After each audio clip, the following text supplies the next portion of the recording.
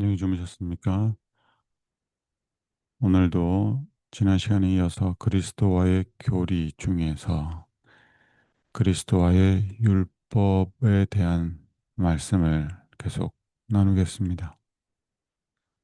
하나님의 율법은 단순함 두 번째 시간입니다.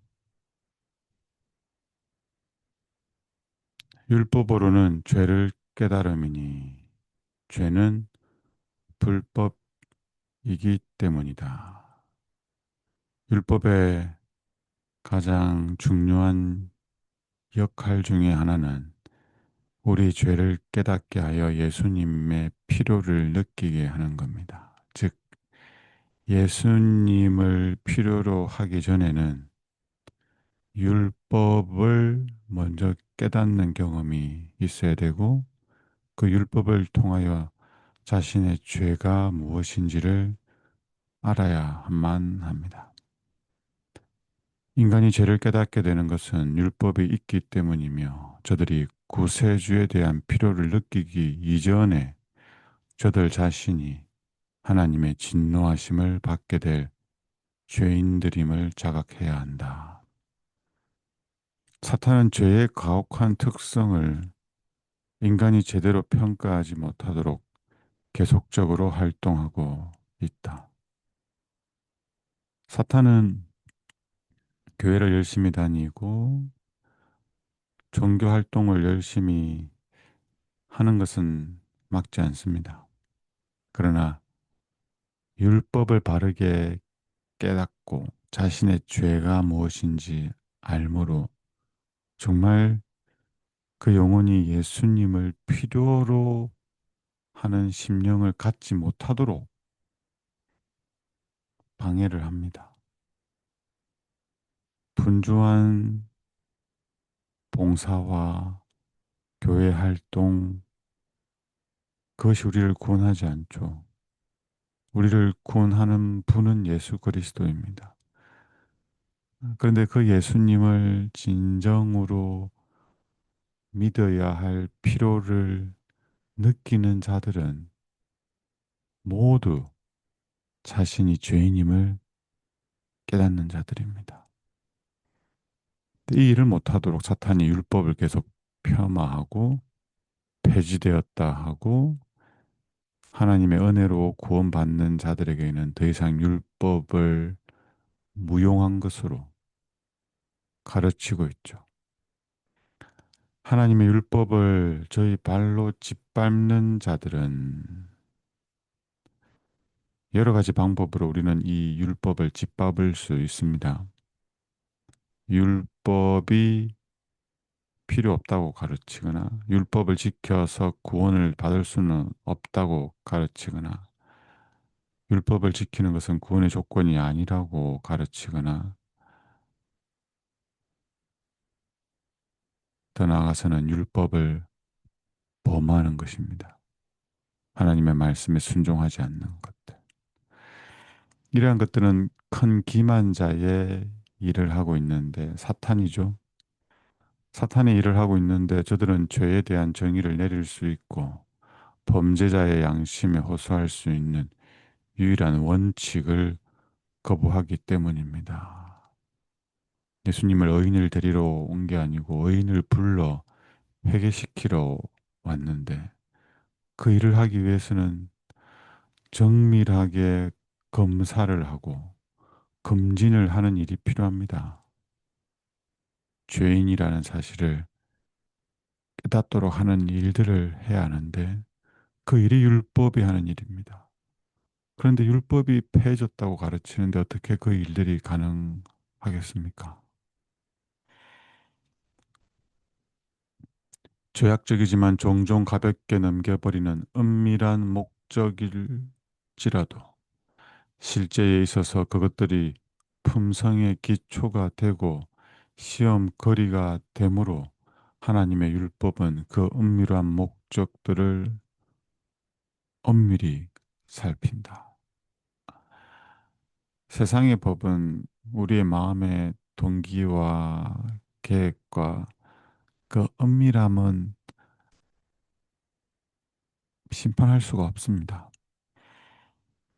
그래서 잘 숨기면, 잘 변호하면 그것들은 다 가리워지고 무죄를 받게 되죠.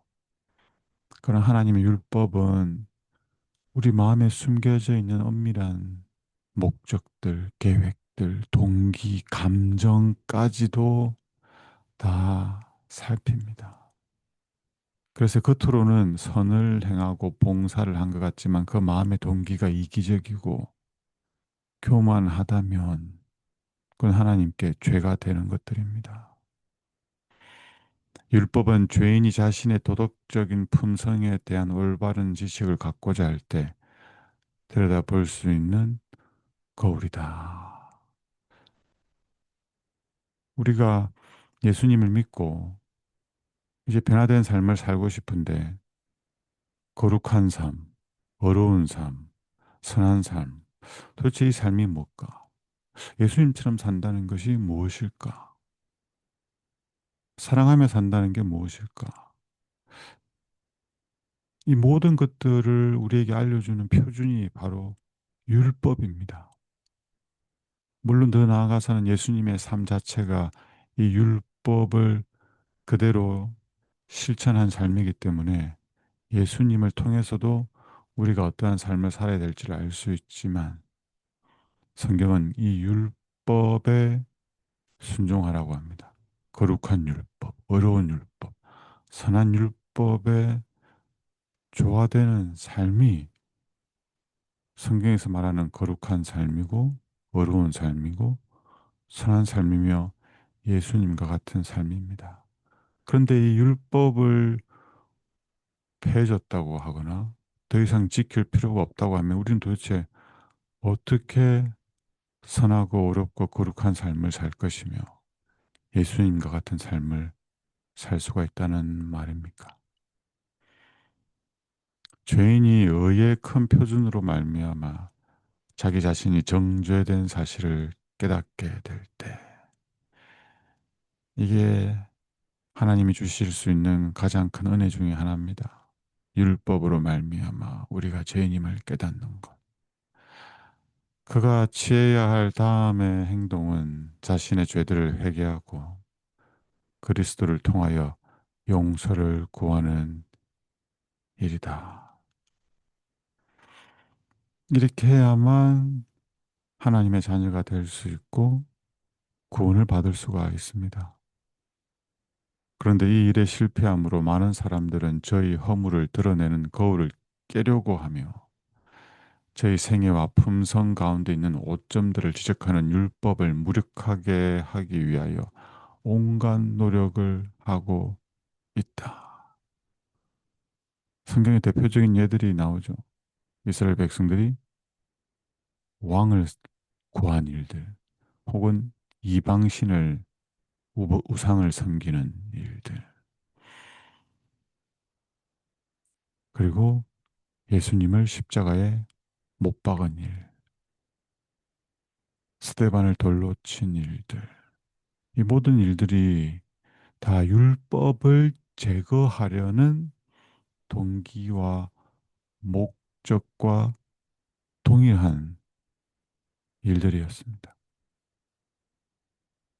겉으로는 내가 율법을 없앤다고 하지 않죠. 율법을 폐하려고 하지 않죠. 유대인들 얼마나 율법을 철저하게 지켰습니까? 진짜 율법을 열심히 지켜 순종하려고 했는데, 그런데 율법대로 사시는 예수님이 오시니까 어떻게 했습니까?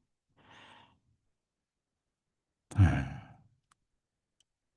없애버리려고 했죠.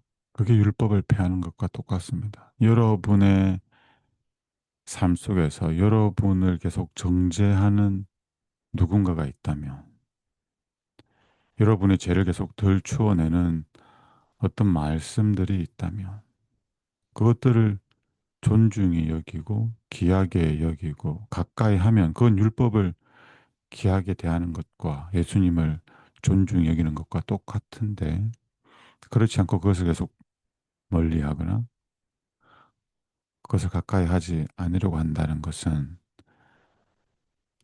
율법을 폐하려고 하는 행위와 똑같은 것입니다. 우리는 큰 죄악의 시대에 살고 있다.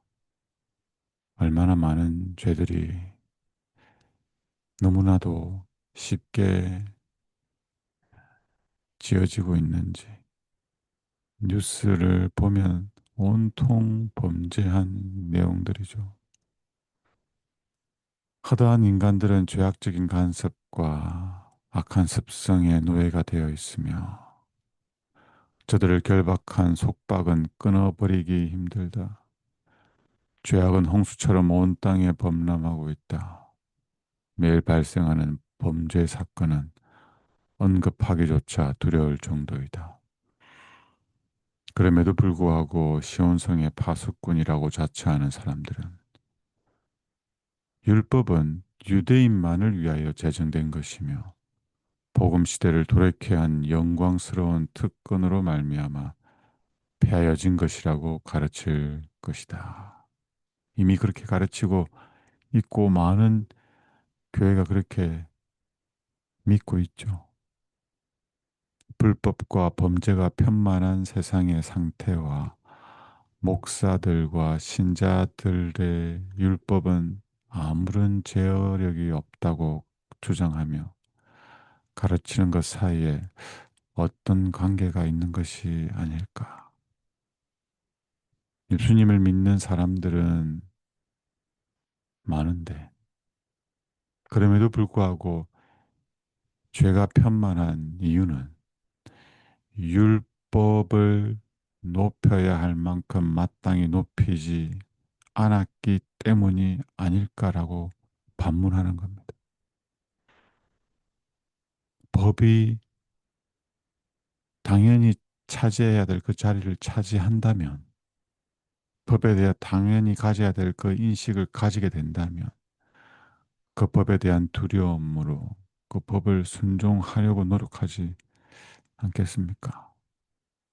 그런데 이 법이 폐해졌다고 하니까, 심지어 도덕법으로 이해하고 있는 십계명까지도 지켜서 구원받는 게 아니라고 가르친다면, 물론 우리가 예수님을 믿음으로 말미암아 순종할 수 있는 것은 사실이지만 그 율법을 지키지 않고서는 그 누구도 구원을 받을 수가 없습니다.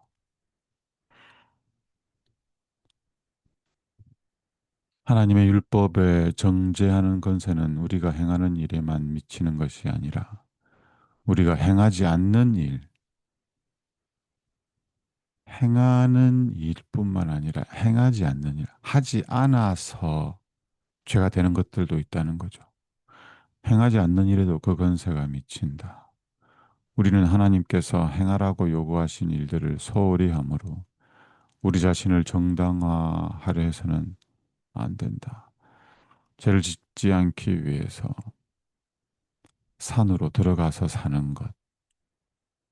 그것으로 우리는 구원을 이룰 수가 없다는 겁니다. 우리는 율법에서 하지 말아야 하는 일들도 하지 않아야 하지만 하나님이 하라고 하신 일들을 해야 합니다. 그렇지 않으면 그것 또한 하나님께서는 악하게 보신다는 겁니다. 그 사실이 달란트 비유에 잘 나타나 있죠. 우리는 악을 거쳐야 할 뿐만 아니라 선을 행하는 법을 배워야 한다. 하나님께서는 선한 일을 실현할 수 있는 능력을 우리에게 주셨으며, 만일 이러한 능력들을 제대로 활용하지 않는다면 우리는 분명히 게으르고 악하고 게으른 종이라는 인정을 받게 될 것이다. 한 달란트 받았던 종이 이러한 종이었습니다. 달란트를 받지 않은 사람은 없습니다. 많이 받지 못한 사람은 있겠죠. 적게 받은 사람은 있을 겁니다. 그러나 받지 않은 사람은 없습니다. 적은 사람에게는 적게 받은 적은 달란트를 받은 사람은 적은 것을 구하시고 많은 달란트를 받은 사람에게는 많이 구하십니다. 그러니까 달란트를 많이 받았느냐 적게 받았느냐는 중요하지 않습니다. 우리가 그걸 활용하고 있냐는 겁니다. 우리가 중대한 범죄를 저지르지 않고 그러한 죄악들이 하나님의 책에 기록되어 우리를 정죄하지 않을지라도 우리의 행위가 순결하거나 선하지 못하며 향상되지 못하고 고귀하다고 기록되지 않은 사실은 우리가 우리에게 맡겨진 재능을 개발하지 못했다는 증거가 될 것이며 우리를 정죄할 것이다. 하나님께서 우리를 만드신 목적을 에베소서 2장 10절은 이렇게 말합니다. 우리는 그가 만드신 바라 그리스도 예수 안에서 선한 일을 위하여 지으심을 받은 자니 단순히 어떤 행위를 하지 않아서 죄를 짓지 않는 삶을 사는 것이 아니라 적극적으로 선한 일을 위하여 살도록 지으셨다는 겁니다. 바울은 디모데에게 성경에 관해서 설명하면서 이렇게 말하죠. 모든 성경은 하나님의 감동으로 된 것으로 교훈과 책망과 바르게 함과 의로 교육하기에 유익하니 이는 하나님의 사람으로 온전하게 하며 모든 선한 일을 행할 능력을 갖추게 하려 함이라. 그러니까 성경을 통해서 사람을 가르치는 목적이 무엇인가 하면 선한 일을 하도록 하기 위해서라는 겁니다. 그러면 이 선한 일을 한다는 기준이 뭡니까? 그것도 율법을 순종하는 겁니다. 바울은 로마서 7장에서 율법을 어떻게 정의하고 있습니까? 율법은 거룩하고 계명도 거룩하고 어려우며 선하도다. 선하도다. 율법과 일치하는 삶, 조화되는 삶이 바로 선한 삶입니다.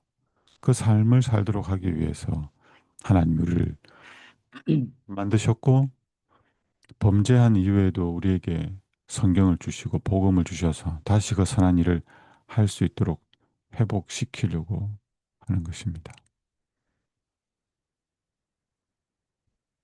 하나님의 율법은 인간이 창조되기 이전부터 존재하여 있었다. 이 율법은 거룩한 존재자들의 상태에 적용되도록 제정되었으며 천사들까지도 이 율법의 지배를 받았다. 인간이 범죄한 후에도 의의 원칙들은 변하지 않았다. 율법에서 단 한 가지도 패한 것이 없으며 율법의 거룩한 교훈에서 단 한 가지도 개선할 수 있는 것이 없다. 태초부터 이 율법이 존재하였던 것처럼 이 율법은 끊임없는 영원한 시대를 통하여 계속적으로 존재할 것이다.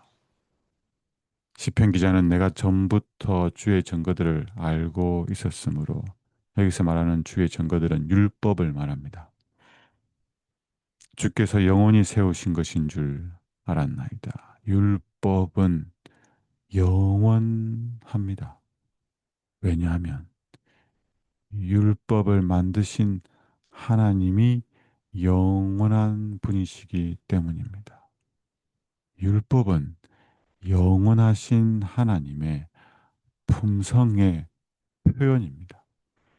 근데 율법이 중간에 폐지되거나 변경된다는 말은 하나님이 더 이상 존재하지 않거나 변개하신다는 의미입니다. 하나님이 변함이 없으시고 영원하신 것처럼 율법도 영원할 것입니다.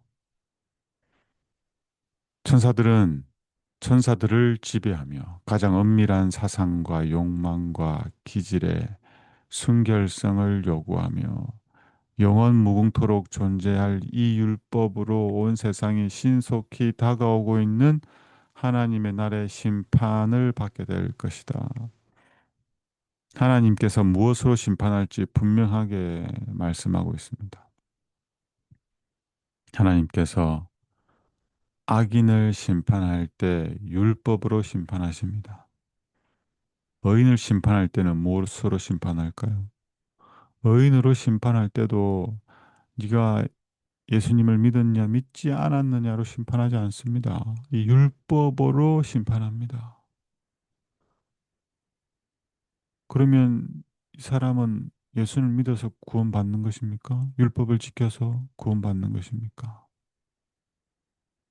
율법을 존중히 여기는 자들, 율법을 순종하는 자들, 율법과 조화되는 삶을 사는 자들은 모두 하나같이 예외 없이 다 예수 그리스도를 믿음으로 거룩하고 어렵고 선한 율법과 조화된 삶을 사는 자들일 것입니다. 범죄자들은 스스로 지존자께서는 알지 못하시고 전능자께서는 생각지 않으시며 하나님께서 항상 저들을 용서하시지 않을 것이라고 생각할는지 모른다. 불응한 저들은 저희 행위에 대한 보상 곧 죄의 값인 사망을 받게 될 것이며 율법을 지킨 의로운 백성은 하늘 도성의 진주문을 통하여 천국으로 인도될 것이며 하나님과 어린 양의 앞에서 불멸의 생명과 기쁨의 면류관을 쓰게 될 것이다. 인류는 율법에 대해서 무지하죠. 하나님을 믿노라 하는 교회들조차도 율법이 폐지되었다고 가르칩니다. 율법을 지키면 좋은 것으로 치부하지 율법을 꼭 지켜야 한다고 가르치지 않습니다. 다른 말로 율법을 지켜 거룩한 삶을 사는 성화를 영생의 조건으로 가르치지 않습니다. 이러한 상황에서 하나님께서 한 백성을 불러 목사님, 세우셨습니다. 목사님 좀 들어왔어요. 그들이 바로 제7일 안식일 예수 재림교인들이죠. 그들에게 주어진 사명이 있습니다. 그것이 바로 율법을 회복시키는 겁니다. 율법을 마땅히 있어야 할 그 자리에 올려놓는 겁니다. 그래서 사탄이 누구랑 싸웁니까? 하나님의 계명을 지키는 자들과 싸우는 겁니다. 그 대표적인 계명이 지금은 아니에요. 나중에는 안식일 계명이 될 것입니다. 우리의 삶 속에서 안식일을 지킬 뿐만 아니라 모든 생애에서 이타적이고 자아희생적인 그 율법의 정신이 잘 구현되고 실천되어서 우리 곁에 있는 사람들에게 하나님이 사랑이라는 사실이 율법을 순종하는 저희들을 통해서 증거되면 좋겠습니다. 오늘 말씀을 개인적으로 다시 한번 묵상하시고 또 기도하면 좋겠습니다. 우리 몸이 불편하신 분들 기억해 두셨다가 또 기도해 주시기 바랍니다. 하나님 안에서 또 새로운 한 주를 넉넉히 승리하면서 살아내시길 바랍니다.